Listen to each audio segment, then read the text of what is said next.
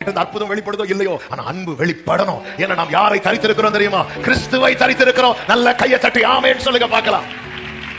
அப்போ உங்களை ஒரு விஷயம் கூட வாழ்த்துகிறேன். கர்த்தர் உங்களை ஆசீர்வதிப்பாராக.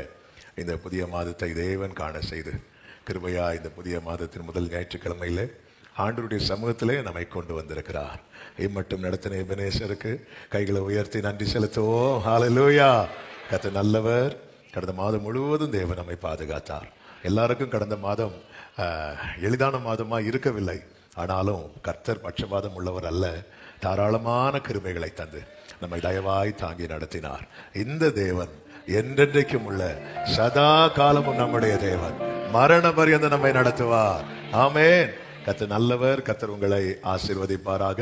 இந்த நாட்களை அதிகமாய் ஜெபத்தில் தேவனோடு தனித்திருக்கிறதுல, தேவ சமூகத்தில் தரித்திருக்கிறதுல நீங்கள் உங்களை பழக்கி கொள்ள, உங்களை அன்புடன் நீங்கள் அதுக்கு உங்களை அதிகமாய் பழக்கி கொள்ளுங்கள். கர்த்தர் நமக்கு வாக்கு தந்திருக்கிறார். ஆனாலும் உன்மேல் கர்த்தர் உதிப்பார். கைகளை உயர்த்தி ஒரு ஹல்லேலூயா சொல்லுவோம். ஆனாலும், அதாவது சாத்தியமே இல்லைனாலும் இருள் பூமியையும் காரிருள் ஜனங்களையும் மூடும். அது எப்ப எப்படி சாத்தியாகும்? ஆனாலும். எல்லாரும் சொல்லுங்க பார்க்கலாம். ஆனால் இல்ல, ஆனாலும். அது தமிழுக்கு மட்டுமே உள்ள விசேஷம். ஹல்லேலூயா. ஆனாலும் உன்மேல் கர்த்தர் உதிப்பார். எல்லாரும் கைகளை உயர்த்தி சொல்லுங்க. என்மேல் கர்த்தர் உதிப்பார். அவருடைய மகிமை என்மேல் காணப்படும். சத்தமா ஆமென். கர்த்தர் உங்களை ஆசீர்வதிப்பார். இங்கே ஜெபங்கள் நாம் சேர்ந்து ஒரு பாடலை, பழைய ஒரு பாடலை, ஆமென், ஃபாதர் பெர்க்மன்ஸ் அவர்களுடைய பழைய ஒரு பாடல், திராட்சை செடியே இயேசு ராஜா, உம்மோடு இணைந்திருக்கும் கிளை நாங்கள், உமக்காய் படருகின்ற கொடி நாங்கள். அந்த பாடலின் ஒரு 2 சரணத்தை எல்லாரும் சேர்ந்து பாடி நாம் கர்த்தருடைய வார்த்தை கேட்கலாம்.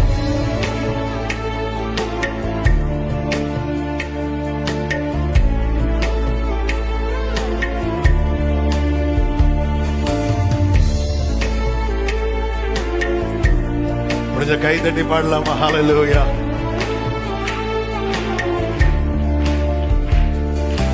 திராட்சை செடியே இயேசு ராஜா, திராட்சை செடியே இயேசு ராஜா,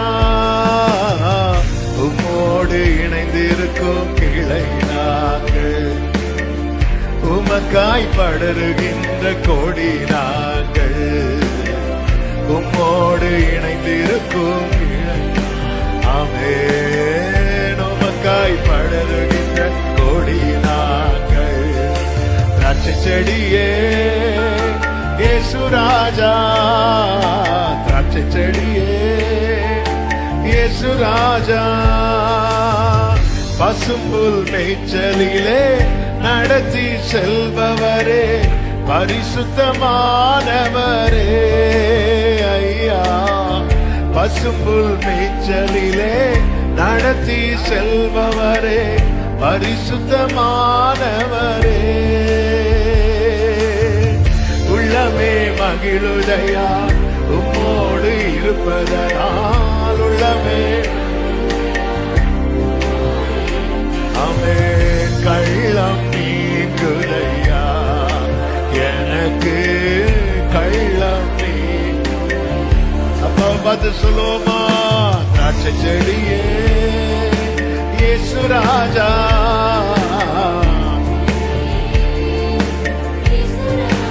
உம்மோடு உம்மோடு இணைந்திருக்கும் கிளை நாங்கள், உமக்காய் படருகின்ற கொடி நாங்கள், உம்மோடு இணைந்திருக்கும் கிளை நாங்கள், உமக்காய் படருகின்ற கொடி நாங்கள்.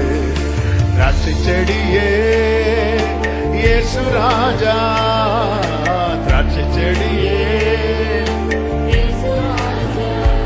ஆமென், குயவன் கையில் உள்ள களிமண்ணாங்கள் ஏந்தி வனைந்திடுமே ஐயா, குயவன் கையில் உள்ள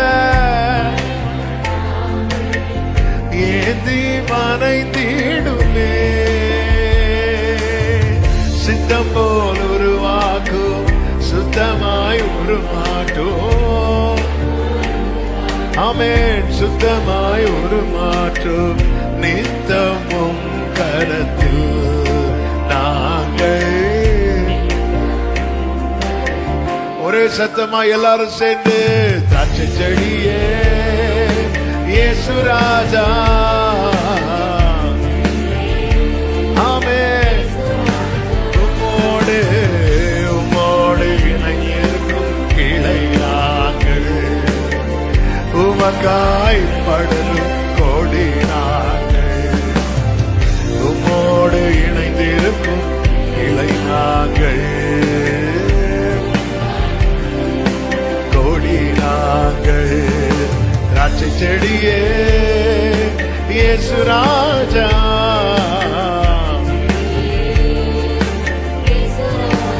ஆமென். தாழ்த்துகிறோம்.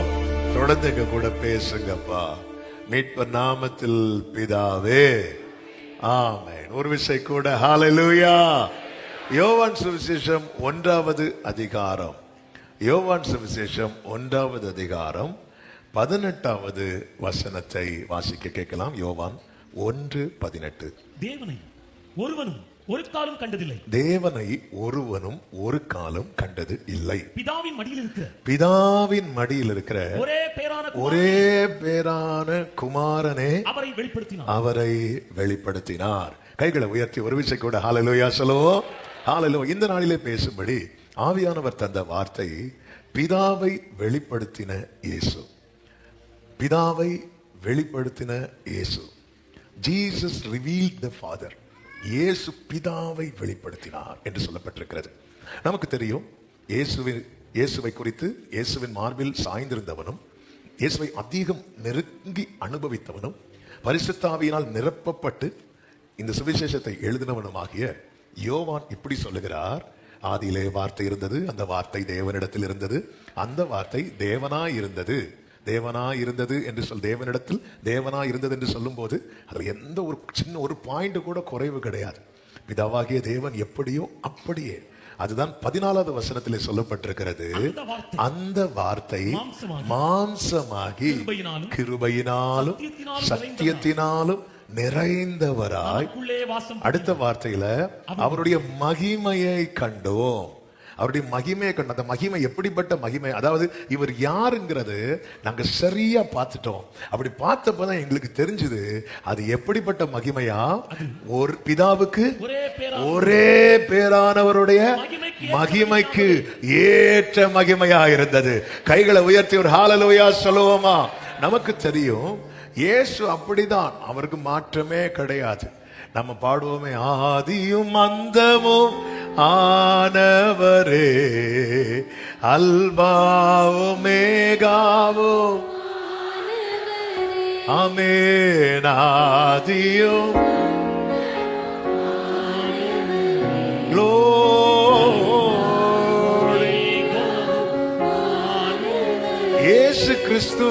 இயேசு கிறிஸ்து அவர் நேற்றும் இன்றும் என்றும். அவர் சிருஷ்டிப்பின் ஆரம்பமே அவரை வச்சுதான், அவர் மூலமாக தான். எனவே இயேசுவை என்னத்துக்கு உட்படுத்த முடியாது அப்படின்னா காலத்துக்கு. கரெக்டா சொன்னீங்க, காலத்துக்கு உட்படுத்த முடியாது. ஆண்டவருடைய டைம் பீரியட் இவ்வளவுதான், அவருடைய ஆயுஷ் இவ்வளவுதான், அப்படியெல்லாம் கிடையவே கிடையாது. அது விவரம் இல்லாதவங்க, புத்தி இல்லாதவங்க, அறிவு இல்லாதவங்க, அதாவது இயேசுவை குறித்த அறிவு இல்லாதவங்க. நாம அப்படிதான் இருந்தோம். ஆமென். ஆனா இயேசு யார் என்பதை அறியும் போதுதான் தெரிகிறது. அதனாலதான் இந்த யோவான் சுவிசேஷத்தை 4வது வச்சிருக்கிறாங்க பைபிள்ல. ஆவியானவர் தானே எல்லாம் பிளான் பண்ணி செட் பண்றது. ஆமென். மத்தேயுல பிறந்தார், லூக்கால பிறந்தார்னு சொல்லும் போது யோவான் மட்டும் வந்தார் அப்படின்னு சொல்லி இருக்கிறார். அது ரொம்ப பெரிய ஒரு சத்தியம். ஒவ்வொரு தேவ பிள்ளையும் புரிந்து கொள்ளணும். உலகம் சொல்லும் அது இயேசுவுக்கு முன்னாடியே இவங்க எல்லாம் இருந்தாங்க அப்படின்னு. எங்க இருந்தாங்க, யார் இருந்தா? அதுதான் யோவான் தெளிவாய் சொல்லுகிறார். எனக்கு பின்னாடி ஒருத்தர் வராரு, அவர் யாருன்னு சொல்லவா? எனக்கு முன்னாகவே இருந்தவர். கைகளை உயர்த்தி ஆண்டவரை சொல்லும் போது ஹalleluya அப்படி பழகிடணும். ஆமென் சொல்லுங்க பார்க்கலாம். தேவனை குறித்து சொல்லும் போது சும்மா இருக்கவே கூடாது. ஆமென். நம்மை கர்த்தர் வைத்திருக்கிறதே, ஏற்படுத்தி இருக்கிறதே அவருடைய துதியை சொல்லி வருவதற்காக. ஹல்லேலூயா. ஆண்டவருக்கு மகிமை உண்டாவதாக. அப்படிப்பட்டவர் எப்படி இந்த பூமியிலே வந்தார் என்று பிலிப்பியர் 2வது அதிகாரத்தின் 6 எடுக்க வேண்டாம் 6, 7, 8 வசனங்களிலே சொல்லப்பட்டிருக்கிறது. அவர் தேவனுடைய ரூபமாய் இருந்தும் தேவனுக்கு சமமாய் இருப்பதை கொள்ளையாடின பொருளாய் எண்ணாமல் தம்மை தாமே வெறுமையாக்கி, அதாவது அவருக்கு என்னெல்லாம் மகத்துவம் உண்டோ எல்லாத்தையும் அந்த சேர்ல வச்சுட்டு வெறுமையாக்கி அடிமையின் ரூபம் எடுத்தார். அடிமையின் ரூபம் எடுத்து மனுஷர் சாயலானார் என்று சொல்லப்பட்டிருக்கிறது. வெறுமையாக்கி இந்த பூமியில வந்துட்டார். அப்படி வெறுமையாக்கி வந்தவர் யாரை காட்டிட்டு இருக்கிறார் அப்படின்னா பிதாவை தம்முடைய வாழ்க்கையில காண்பித்துக் கொண்டே இருக்கிறார். ஆரம்பம் முதல் தம்மில் பிதாவை காண்பித்துக் கொண்டே இருக்கிறார். அதற்கான ஒரு அடையாளம் தான் ஒருவன் வந்து இயேசுவை பார்த்து கேட்பான், நல்ல போதகரே அப்படிமா. எல்லாரும் இயேசுவை அவர் டீச் பண்றதை பார்த்து எப்படி தெரியுமா கூப்பிட்டாங்க? ரபி அல்லது ஐயரே அல்லது போதகரே இப்படி கூப்பிட்டாங்க. இது ஓகே. ஆனா ஒருத்தன் மட்டும் வந்து எப்படி கூப்பிடுவான் அப்படின்னா நல்ல போதகரே அப்படிமா. யூதர்களை பொறுத்த வரைக்கும் இப்படி நல்ல போதகர்னு யாரையும் கூப்பிட மாட்டாங்க. அப்படி கூப்பிடுறதா இருந்தா யாரை தான் கூப்பிடுவாங்க அப்படின்னா தேவனை மட்டும்தான் கூப்பிடுவாங்க. அவங்கள பொறுத்த வரைக்கும் தேவன் ஒருவரை தவிர, அதுதான் உண்மை. அவன் எவ்வளவுதான் நல்லவனா இருந்தாலும் கொஞ்சம் தீமையாவது உள்ள இருக்கும். அவ தேவன் ஒருவரை தவிர. அதனாலதான் இயேசு கேட்பார், நீ என்னை நல்ல போதகர் என்று சொல்வானே, தேவன் ஒருவரை தவிர. அதன் அர்த்தம் என்ன அப்படின்னா, ஆமா நீ அப்போ எல்லாரும் என்ன போதகர்னு சொல்லும் போது நீ என்ன நல்ல போதகர்னு சொல்ற அப்படின்னா நீ என்ன யாரா பாக்குற? தேவனா பாக்குற. ஹல்லேலூயா, ஹல்லேலூயா. ஆமென். நாம் அவரை தேவனாக தான் பார்க்கிறோம். அவர்தான் நம்முடைய தேவன். இயேசுவை கொண்டாட விரும்புறவங்க நல்ல தேவனுக்கு மகிமை செலுத்துக பார்க்கலாம். ஹல்லேலூயா, ஹல்லேலூயா, ஹல்லேலூயா. ஆமென். கர்த்தர் நல்லவர். ஆமென். நல்ல பாருங்க, அவர் யாரை வெளிப்படுத்திட்டு இருக்கிறார்? ஆமென். ஹல்லேலூயா. பிதாவை வெளிப்படுத்துகிறார். பிதாவை வெளிப்படுத்துகிற கிறிஸ்து, பிதாவுக்கு மகிமையாக கிறிஸ்து, பிதாவை பிதாவுக்கு மகிமையாக கிறிஸ்து இந்த பூமியில் வாழும் நாட்களிலே பிதாவை வெளிப்படுத்திக் கொண்டே இருந்தார். அதுபோல கிறிஸ்துவுக்கு மகிமையாக இந்த பூமியில் வாழும் நாட்களிலே, ஆமா எனக்கு ஃபர்ஸ்ட் சர்வீஸ்ல தான் அந்த ஒரு காரியத்தை சொன்னேன். அது ரொம்ப உண்மை, பிராக்டிக்கலா. திடீர்னு பாருங்க, கடந்த ஒரு வாரத்துல கேட்ட 2 போதகர்களுடைய மரண செய்தி கடந்த ஒரு வாரத்துல கேட்டது. ஆமா, சின்ன வயசு தான், 50+ தான். திடீர்னு சில செய்திகள் வந்து நம்மளால டைஜஸ்ட் பண்ண முடியாது. நம்ம யோசிக்கிறதுக்குள்ள என்னெல்லாமோ நடந்து முடிஞ்சிடும். இதுதாங்க வாழ்க்கை, இவ்வளவுதான் வாழ்க்கை. ஆமென். அதுதான் தாவீது சொல்றாரு, ஆண்டவரே இன்னைக்கு ஆண்டவரே என் லைஃப்ல அந்த மாற்றத்தை கொண்டு வரீங்க, நான் புல்லை போல காய்ந்து போகிறேன் என்று சொல்லி சங்கீதம் 102 அவர் ரொம்ப ஃபீல் பண்ணி, இவ்வளவுதான் வாழ்க்கை மொத்தமே இவ்வளவுதான். ஆனா நமக்கு ஒரு நிச்சயம் இருக்கணும். ஆமென். எப்படி இயேசு பிதாவுக்கு முன்னாடி போய் ஜெயிச்சுட்டு போய் நின்னாரோ அதே போல நானும் நீங்களும் போய் நிற்க வேண்டும். ஆமென். அப்போ இந்த பூமியில வாழும் நாட்களிலே கிறிஸ்துவுக்கு மகிமையாக, கிறிஸ்துவை நாம் நம்மில் வெளிப்படுத்துகிறவர்களாய் நாம் காண வேண்டும் என விரும்பிதான் ஆவியானவர் இந்த நாளிலே நம்மோடு பேசிக் கொண்டிருக்கிறார். தயவாக வார்த்தைகளை கவனமாய் கேட்கும்படி உங்களை அன்புடன் கேட்டுக்கொள்ளுகிறேன். ஆண்டவராக இயேசுவின் இடத்திலே பிலிப்பு என்கிற சீஷர்களில் ஒருவன், பிலிப்பு என்பவன் கேட்கிறான், பிதாவை எங்களுக்கு காண்பியும் அது போதும் என்று யோவான் 14:8 கேட்கிறான். அப்படி கேட்டபோது இயேசு அதற்கு என்ன பதில் கொடுக்கிறார்? 9வது வசனம், பிலிப்புவே இவ்வளவு காலம் நான் உங்களுடனே கூட இருந்தும் நீ என்னை அறியவில்லையா? ஓ, என்னை கண்டவன் பிதாவை கண்டான். ஹல்லேலூயா. அப்போ இயேசு கிறிஸ்துவின் வாழ்க்கையே எப்படிதான் இருக்கு அப்படின்னா அப்பாவை காட்டணும். சில சொல்லுவாங்க தெரியுமா, அப்பாவுக்கு பிள்ளை தப்பாம பிறந்திருக்கு. அதுதான் யோவான் பார்க்கிறார். அதனாலதான் அவர் நிருபத்தில் எழுதும் போது சொல்லுகிறார், ஆதி முதல் இருந்ததும் நாங்கள் கேள்விப்பட்டதும் எங்கள் கண்களால் நாங்கள் நோக்கி பார்த்ததும் எங்கள் கைகளால் தொட்டதும் அந்த வார்த்தையை நாங்க இப்ப தொடுறோம். பார்க்க தான் தெரியுது, அவர்தானே இவரு. அப்படியே பிள்ளைங்க பிறந்த உடனே சொல்லுவாங்க, அப்பாவுக்கு பிள்ளை தப்பாம பிறந்த. அந்த பிள்ளை வளர்ந்து ட்ராக் மாறி போய் பெரிய பிரச்சனைகளை ஆட்டானா என்ன சொல்லுவாங்க தெரியுமா, இந்த மனுஷனுக்கு என்ன கோரஸ் கரெக்ட் தான், இந்த மனுஷனுக்கு இப்படி ஒரு பிள்ளையா? ஆமே, ஹalleluya. இப்படி நம்மளை பார்த்து இவங்கெல்லாம் கிறிஸ்தவர்களா, இவங்கெல்லாம் எதுக்கு இந்த வெள்ளையும் இப்படி சொல்லிடக்கூடாது. அதுக்குதான் நம்முடைய வாழ்க்கையில நம்ம எதுல கவனமா இருக்க வேண்டும் என்றால் கிறிஸ்துவை வெளிப்படுத்துவதில். கிறிஸ்து பிதாவை எப்படி வெளிப்படுத்தினாருங்க? அவன் 4 காரியங்களை சொல்லி நாம் ஜெபிக்க போகிறோம். ரொம்ப முக்கியமான, ஒவ்வொரு தேவ பிள்ளையும் புரிந்து அறிந்து கொள்ள வேண்டிய முக்கியமான காரியம், அவர் எப்படி பிதாவை வெளிப்படுத்தினார். ஆமென். நமக்கு இன்னொரு பக்கத்துல கிறிஸ்துவை நீங்க பாத்தீங்கன்னா அவர் செய்த அற்புதங்கள் இருக்கிறது. அவருடைய வல்லமை. இறையாதை அமைதலாருன்னா அமைதலாரு. 6000 பிசாசை பார்த்து போன்னு சொன்னா இந்த அத்தாரிட்டி, இதெல்லாம் ஒரு பக்கம் இருக்கிறது. ஆமா, ஆண்டவர் நீ கடல் மேல நடந்து வாங்கல நம்மள்ட்ட கம்பல் பண்ணவே கிடையாது, நம்மள்ட்ட சொல்லவே கிடையாது. நாமளாதான் சில காரியத்துல எடுத்து குதிச்சு முங்கி தண்ணி எல்லாம் குடிச்சிட்டு மேல வரும். ஆண்டவர் நம்ம கிட்ட நமக்கு காண்பித்து தந்தது மாதிரி இருக்கிறது அல்லவா? அதுல ஒரு 4 காரியங்கள். ஒன்று, இயேசு பிதாவை எப்படி வெளிப்படுத்தினார் என்றால் அன்பினாலே வெளிப்படுத்தினார். எல்லாரும் சொல்லுங்க, சத்தமா சொல்லலாம். அந்த 3வது அல்லேலூயா ஒரு சவுண்ட் போடுவீங்க தெரியுமா? அந்த சவுண்ட்ல சொல்லுங்க பார்க்கலாம். ஆமென். எப்பொழுதும் இந்த 3 மனசுல வச்சுக்கோங்க. ஆளுல கேட்டா நாங்க திரியேக தேவனை, அதனால 3வது அல்லேலூயால தான் எங்களுக்கு உயிரே வரும். ஆமென். அன்பினாலே. ஆமென். Through the love. அந்த அன்பினாலே இயேசு பிதாவை வெளிப்படுத்த. தேவனை குறித்து வேதம் தெளிவான பிக்சர் நமக்கு கொடுக்கிறது. தேவன் எப்படி இருக்கிறாரா? அன்பாகவே இருக்கிறார். அன்பாகவே இருக்கிறார். ஹல்லேலூயா. பழைய ஒரு பாடல் உண்டு.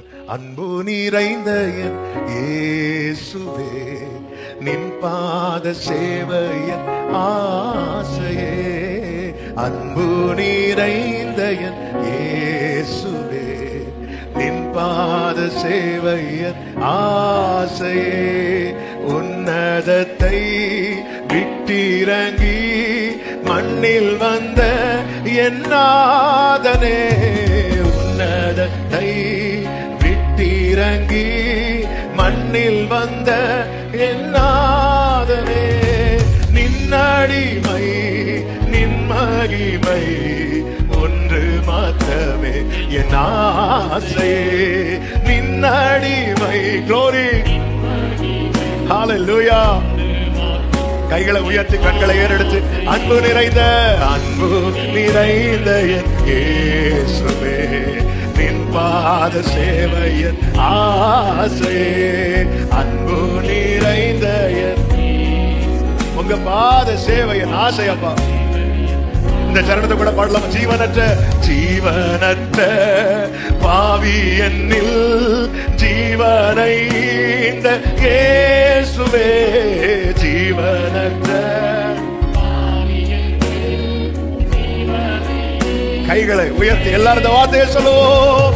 உம்மை எல்லாம் மண்ணில் வேறே நேசிக்கவில்லை நான் யாரையோ. உம்மை எல்லாம் ஆமே நேசிக்கவில்லை நான் யாரையோ.